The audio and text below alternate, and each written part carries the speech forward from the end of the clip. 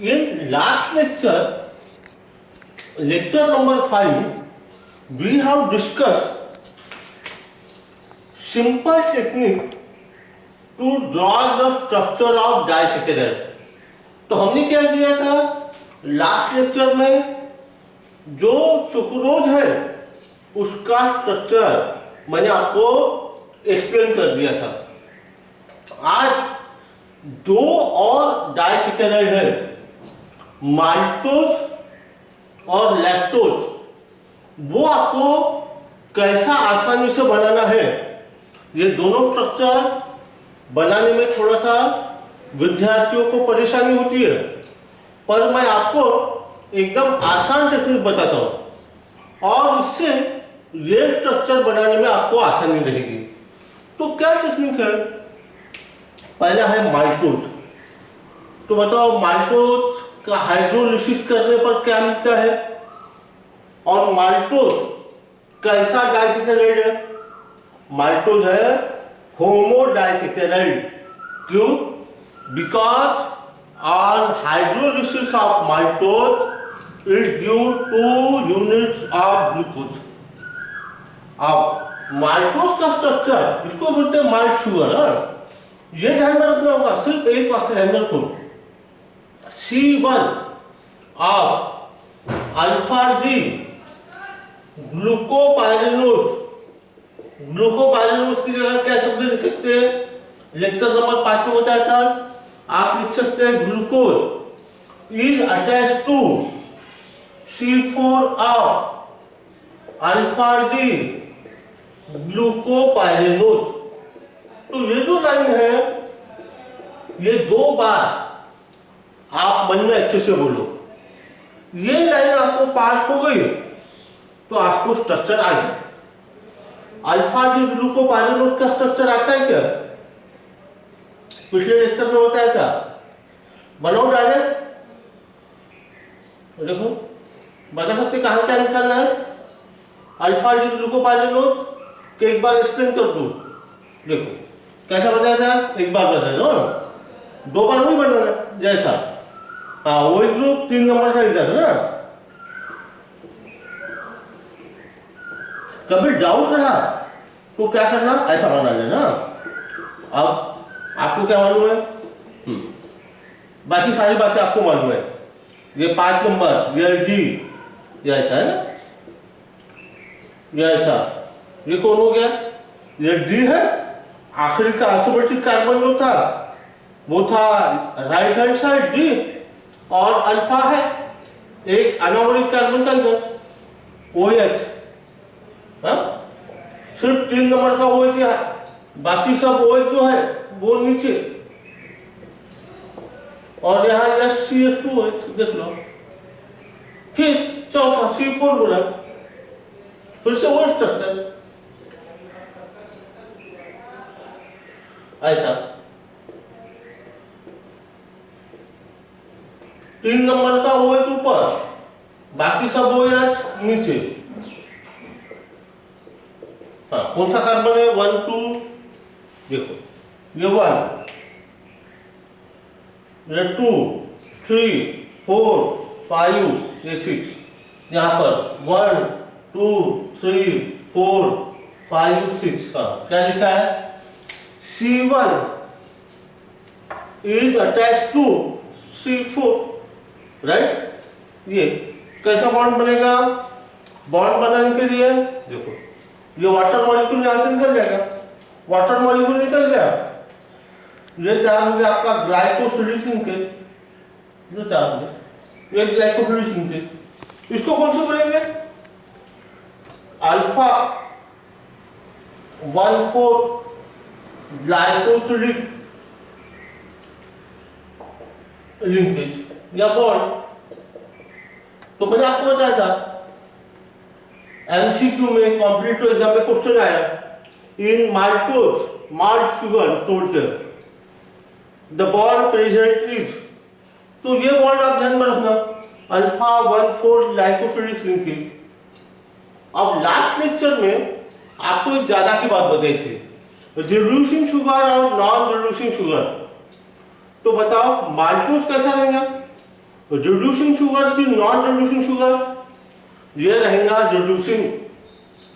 मैंने आपको बता के रखा है कि सिर्फ एक सुक्रोज ये नॉन रिड्यूसिंग है, डाइसैकेराइड, बाकी सारे मोनोसैकेराइड और डाइसैकेराइड सुक्रोज को छोड़ के ये रिड्यूसिंग है। क्यों? Because A free aldehyde group can be generated in second molecule at first carbon atom. देखो यहाँ पर है ना, एल्डिहाइड ग्रुप आप जनरेट कर सकते हो, and therefore it can reduce phasing solution as well as tolerance region. तो आप इसका स्क्रीनशॉट ले सकते हैं, ये स्ट्रक्चर आप देख लो।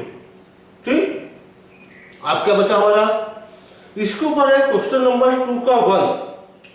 अब है हमारा लैक्टोज, स्क्रीनशॉट लिया इसका, ओके। अब बताओ लैक्टोज का हाइड्रोलिसिस करने पर क्या मिलता है? लैक्टोज का हाइड्रोलिसिस करने पर मिलता है गैलेक्टोज, और लैक्टोज के लिए दूसरा शब्द कौन सा है? Milk sugar. इसके बारे में इंटरेस्टिंग बात आपको मालूम है कि जितने कार्बोहाइड्रेट है ना, तो हमने क्या देखा था, they are found in plant and animal kingdom. Plant prepare their own food and animal has to depend on plant for the supply of the food. पर लैक्टोज ऐसा डाइसैकेराइड है, ऐसा कार्बोहाइड्रेट है which is produced in animal and not in plant. It is present in the milk of animal, present in human milk, right? Okay. तो lactose से मिलता है galactose और ग्लूकोज। गैलेक्टोज जो है उसका भी formula C6 S12O6। So unit on hydrolysis gives 1 unit of galactose and 1 unit of glucose। तो इसके लिए क्या ध्यान में रखना है? इसमें ध्यान में रखना है C1 of beta D galactopyranose is attached to C4 of beta D glucopyranose. ये वाक्य 2 बार आप अच्छे से मन में बोलो, यानी आपको पाठ हो जाए। बोलो इसको। अब बीटा डी ग्लूकोपाइरेनोज, इसका स्ट्रक्चर कैसा बन गया, ये पहले बनाता हूँ ना, कैसा बनेगा बीटा डी। अभी थोड़ी देर पहले हमने कौन सा बनाया था, अल्फा डी, है ना, याद है कैसा था? फिर से लिखना है। देखो आसान नहीं, कभी डाउट रहा है, देखो ये आसान नहीं, इजी बना दिया। 3 नंबर इधर है ना, 4 5 6, ये आपको मालूम हो गया है ना अच्छे से। ये कौन सा है डी, और कौन सा चाहिए बीटा। अब बीटा हो ना, तो ये जो एरोमेटिक कार्बन है इसकी पोजीशन बदल दो बस।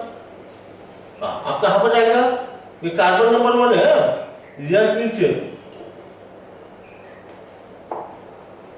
3 नंबर OH ऊपर, ये कौन हो गया, beta D glucopyranose. Beta D galactopyranose कैसे बना है, उस पाइरेनोज स्ट्रक्चर है, तो क्या कर रहे हैं, देखो ऐसा स्ट्रक्चर बनाओ।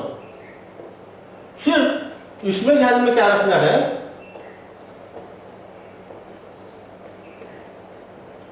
इसमें ध्यान में क्या रखना है कि गैलेक्टोज और ग्लूकोज में फर्क क्या है। गैलेक्टोज और ग्लूकोज का स्ट्रक्चर सेम है, सिर्फ जो 4 नंबर का कार्बन रहता है उसका OH ग्रुप इधर रहता है, देखो इधर रहता है, इसलिए OH ऊपर यह नीचे, ऐसा ध्यान में रहेगा। आप नंबर दे दो कार्बन को, देखो कौन सा कार्बन है, यह है 1 2 3 4 5 6, यहाँ पर 1 2 3 4 5 6, कौन किसको अटैच है,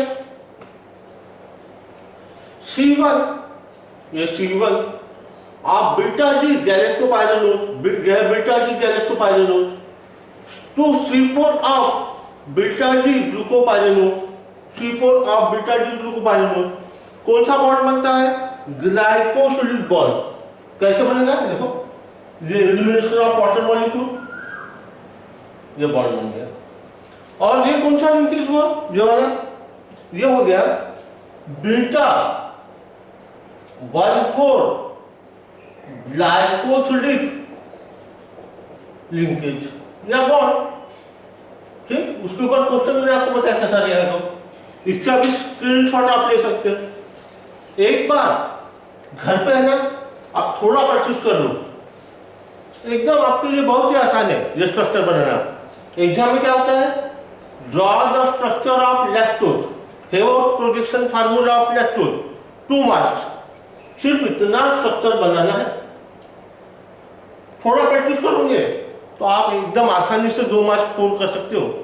ठीक है, अब नेक्स्ट आपको ये बताना है कि ये रिड्यूसिंग शुगर है कि नॉन रिड्यूसिंग शुगर है। बताइए क्या आंसर? रिड्यूसिंग। वैसे भी ध्यान में रखो, आपको क्या बता के रखा मैंने?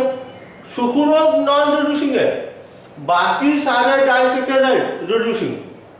कारण भी बताता हूं, because free aldehyde group can be generated in second molecule eight aromatic carbon and therefore lactose can